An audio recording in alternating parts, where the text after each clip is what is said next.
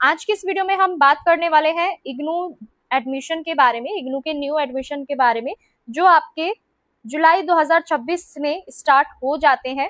अगर हम बात करें इग्नू में एडमिशन प्रोसेस की, तो आपका जो इग्नू में एडमिशन प्रोसेस होता है वो दो पार्ट में डिवाइड होता है। यानी कि एक आपका जनवरी सेशन होता है, दूसरा होता है आपका जुलाई सेशन। यानी आपका जो जनवरी सेशन था एडमिशन का, वो अब तक समाप्त हो चुका है, खत्म हो चुका है। अब एडमिशन प्रोसेस जो स्टार्ट होगा वो आपका जुलाई में स्टार्ट होगा। यानी जुलाई का जो सेशन आपका स्टार्ट होने वाला है वो जैसे पिछले सालों की हम अपने एक्सपीरियंस की अगर हम बात करें, जैसा इग्नू में हर साल होता है, तो इग्नू जुलाई सेशन का जो आपका एडमिशन होता है वो आपका मई के एंड से हमें देखने को मिल जाता है। यानी 30 मई तक आपको देखने को मिलेगा। जुलाई 2026 के जो एडमिशन है आपके इग्नू के नए वाले, वो स्टार्ट हो जाएंगे। तो अगर हम इग्नू में एडमिशन प्रोसेस की बात करें, तो इग्नू के अंदर दो टाइप में आपका एडमिशन होता है, यानी दो सेशन में आपका एडमिशन लिया जाता है, जनवरी सेशन और जुलाई सेशन। तो जनवरी सेशन के अभी तक आपके एडमिशन जो चल रहे थे वो खत्म हो चुके हैं। अब आपका जुलाई सेशन स्टार्ट होगा 30 मई से। आपके जो एडमिशन है वो स्टार्ट आपको देखने को मिलेंगे, नए एडमिशन, चाहे वो आपके यूजी कोर्सेज हो, चाहे पीजी कोर्सेज हो, या फिर आपके कोई डिप्लोमा या फिर कोई सर्टिफिकेट कोर्स हो। तो आपको यहाँ पे 30 मई से न्यू एडमिशन देखने को मिल सकते हैं। और जैसे हम पिछले साल की अगर बात करें, तो पिछले साल हमारा 30 मई से स्टार्ट हो गया था एडमिशन प्रोसेस, न्यू एडमिशन। और ये आपका हमें देखने को मिला था, या फिर हम कह सकते हैं इस बार हमें देखने को मिलेगा जून के एंड तक आपको मिल जाएगा। 30 मई या फिर जून के एंड तक आपको ये एडमिशन प्रोसेस स्टार्ट होता हुआ दिख जाएगा।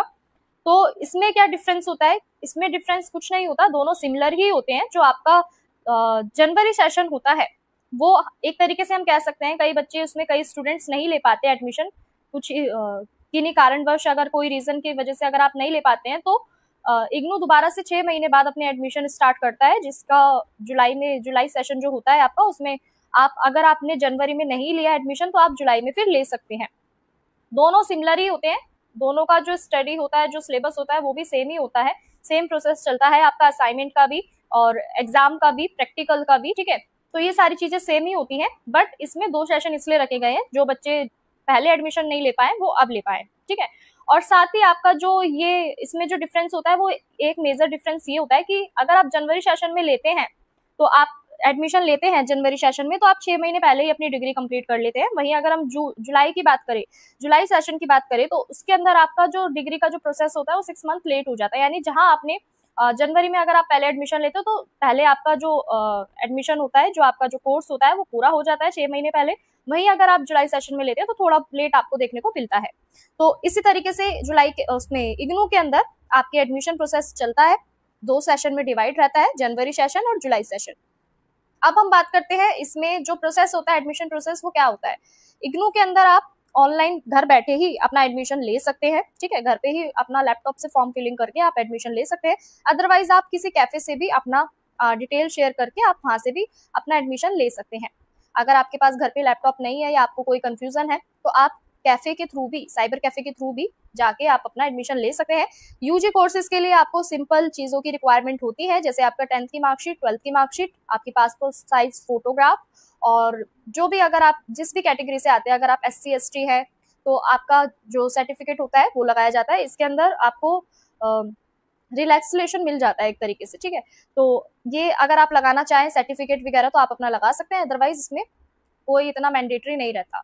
वहीं अगर हम बात करें जनरल कैटेगरी की, या अगर हम बात करें पीजी कोर्सेज की, तो पीजी कोर्सेज के लिए भी सेम प्रोसेस यही रहता है। बस उसके अंदर आपकी ग्रेजुएशन तक की जो भी आपकी मार्कशीट होती है, जो भी डिग्रीज होती है, वो आपकी कंप्लीट होनी चाहिए। इतना याद रखिएगा कि इग्नू कभी भी इनकम्प्लीट डिग्री के साथ, यदि अगर आप अभी किसी कोर्स के अंदर परस्यूइंग है या कोई कोर्स कर रहे हैं और वो मैंडेटरी है आपके यूजी उसके लिए, प्रोग्राम के लिए, एडमिशन के लिए, तो अगर आपने अगर आप अभी अवेटेड हैं, ठीक है, एडमिशन के थ्रू, तो आपको फिर एडमिशन नहीं मिल पाएगा। कहने का मतलब ये है, अगर शॉर्ट टर्म में हम समझे, तो आपके पास सारी डिग्रीज, जो भी आपके सर्टिफिकेट है, वो आपके पास होने चाहिए, तभी आपको इग्नू के अंदर एडमिशन मिलता है।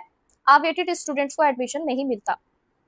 तो ये थी आज की अपडेट। आई होप आप सभी को क्लियर हो चुका होगा इग्नू के अंदर जो एडमिशन प्रोसेस होते हैं वो किस तरीके से होते हैं, ठीक है। दोनों सिमिलर ही होते हैं, बस इसमें इग्नू जो है वो 2 बार चांस देता है। जो भी स्टूडेंट जनवरी सेशन में एडमिशन नहीं ले पाए वो जुलाई में ले सकते हैं, ठीक है। और इसी तरीके से आपका जो प्रोसेस है वो चलता रहता है। जो जनवरी सेशन के जो बच्चे होते हैं उनके एग्जाम जून में होते हैं, और जो जुलाई सेशन के जो स्टूडेंट्स होते हैं उनका एग्जाम आपको दिसंबर में या जनवरी में देखने को मिलते हैं।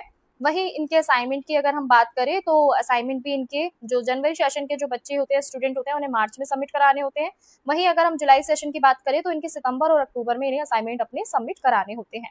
अगर कोई प्रैक्टिकल या फिर हम कह सकते हैं कोई सर्टिफिकेट कोर्स है, तो उसका जो प्रैक्टिकल्स वगैरह होते हैं वो आपको वेबसाइट पे, इग्नू की वेबसाइट पे आपको वहाँ से इन्फॉर्मेशन मिलती है। आप वहाँ से देख के अपना प्रैक्टिकल की प्रिपरेशन कर सकते हैं। तो आई होप आज की इस वीडियो से आपको क्लियर हो गया होगा इग्नू में जुलाई सेशन जो है न्यू एडमिशन के लिए आप किस तरीके से अप्लाई कर सकते हैं, और कौन कौन से क्या क्या इसमें प्रोसेस रहता है, कौन कौन से सर्टिफिकेट्स की जरूरत रहती है। मैंने आपको सभी शॉर्ट में एक्सप्लेन कर दिया है। आई होप अगर आपको वीडियो पसंद आई हो तो वीडियो को लाइक कीजिए, चैनल को सब्सक्राइब कीजिए। मिलते हैं नेक्स्ट अपडेट में। आप सभी का बहुत बहुत धन्यवाद।